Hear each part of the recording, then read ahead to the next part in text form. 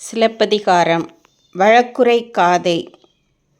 பாண்டிய மன்னனின் முன்னர் சென்று கண்ணகி வழக்கு உரைக்கின்றாள். தன் தவறினை உணர்ந்த மன்னன் தான் இருந்த அரசு கட்டிலிலேயே விழுந்து உயிரை துறக்கின்றான். அவன் கோப்பெருந்தேவி தானும் அவனுடன் அந்நிலையிலேயே வீழ்ந்து மாய்கின்றாள். அரசியின் தீக்கனவு. ஆங்கு குடையொடு கோல் வீழ நின்று நடுங்கும் கடைமணியின் குரல் காண்பன் காண் எல்லா திசையிரு நான்கும் அதிர்ந்திடும் அண்டி கதிரை இருள் விழுங்கக் காண்பேன் காண் எல்லா விடுங்கொடி வில் இரவு எம்பகல் வீழும் கடுங்கதிர் மீன் இவை காண்பன் காண் எல்லா.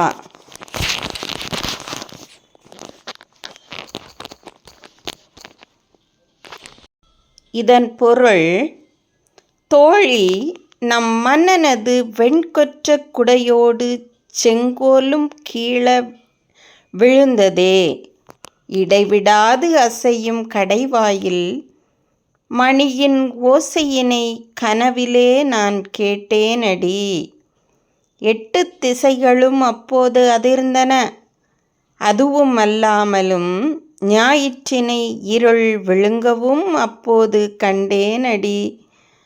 இரவு நேரத்து வானத்திலே வானவில் தோன்றக் கண்டேன். நண்பகல் பொழுதிலே வானத்துத் தாரகைகள் எரி கொள்ளிகளாக பூமியை நோக்கி வீழவும் கண்டேன். இதெல்லாம் ஏனோடி? செங்கோலும் வெண்குடையும் செறிநிலைத்து மறிந்து வீழ்தரும் நங்கோன் தன் கொற்றவாயில் மணி நடுங்க நடுங்கும் உள்ளம் இரவு வில்லிடும் பகல் மீன் விழும் 4 திசையும் அதிர்ந்திடும் வருவதோர் துன்பம் உண்டு மன்னவர்க்கு யாம் உரைத்தும் என. பொருள், செங்கோலும் வெண்குடையும் செறிந்த நிலத்தின்கண் மடங்கி கீழே சரிந்தன. நம் கோமானது கொற்றவாயிலின் கண்ணே மணியானது நடுங்க நடுங்க எம் உள்ளமும் அதனால் நடுங்கியது. இரவிலே வானம் வில்லிடும் பகற்காலத்தே விண்மீன்கள் எரிந்து கீழே விழும் 8 திசைகளும் அதிர்ந்திடும். ஆகலான் நமக்கு வரக்கூடிய துன்பமும் ஒன்று உண்டு.